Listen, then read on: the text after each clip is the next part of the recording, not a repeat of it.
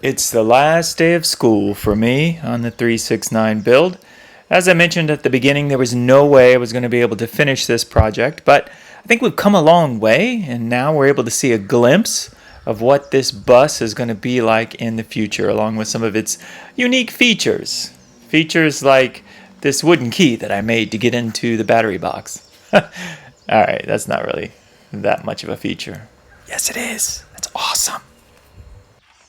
Even though I complained quite a bit about getting on the bus to go to school, one of the things I always did like was those magic opening double doors that are here on the 369.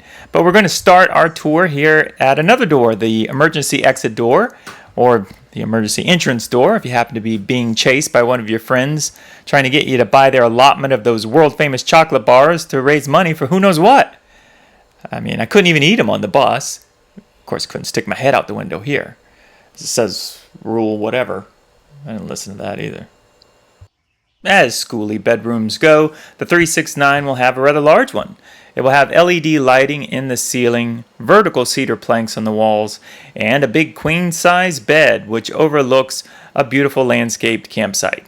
I mean, not where it's sitting right now. That's just a bunch of poison ivy out there. But what will you do with all your clothes? Well, please, wear them.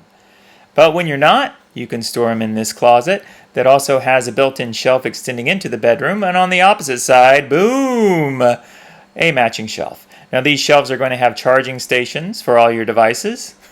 I don't know why we started calling things devices. We're not spies. Now under the electrical panel will be a storage area where you can store all the things that you knew you wouldn't use on your trip, but you decided to bring anyway to overcomplicate things. Then comes the refrigerator, and past the refrigerator will be 6 feet of lower cabinets with upper shelving, a built-in 2-burner stove, and a microwave. Don't use microwaves. They're scary, spooky. And to the right, we will have the walk-in bathroom. Of course you're going to walk in. What else would you do? But I guess you could always crawl into the bathroom. But why don't you save that entrance for the shower? The 369 has a full-height tile shower as long as your full height is under 6 feet. Then we have the vanity area with a mirror and medicine cabinet. Scratch that. Medicine shelf. Who needs that much medicine? If you do, you probably should be at the doctor and not in a bus. The kitchen will also have an undermount sink, butcher block countertops, and plenty of room for you to construct an aluminum foil helmet in case you actually decide to use that spooky, creepy microwave. Your choice. Just past the kitchen will be a comfortable couch. Now this couch will pull out into a bed in case you're exercise challenged, or you have bad depth perception, causing you to think that the bedroom in the 369 is just too far away. Now, across from the couch is really the signature of the 369. Speaking of signatures, what is this? Fuzzy Fruity was here. Wow, that dog can really write well. The actual signature of the 369 is this unique dinette area. The dinette is going to be made up of 2 repurposed bus seats, really cool.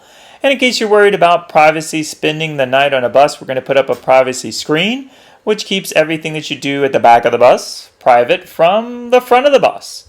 Unless you yourself are a bus driver, then you still have that superpower of driving a bus forward while staring at everything going on behind you through this giant mirror. Hello. Keep your eyes on the road. And of course, the authentic school bus fan will only blow air as hot as the surface of the sun. So that's our tour of the 369. It's really going to be an awesome place to stay. When it is finished, I'll post some pictures of it so you can see for yourself. You know, I really look forward to the last day of school all year long. But when I would finally walk off that bus for the last time, I always felt melancholy. I knew I'd miss all of the friends I'd made throughout the year. Today, I feel the same. I'll miss you, 369. Goodbye, my friend.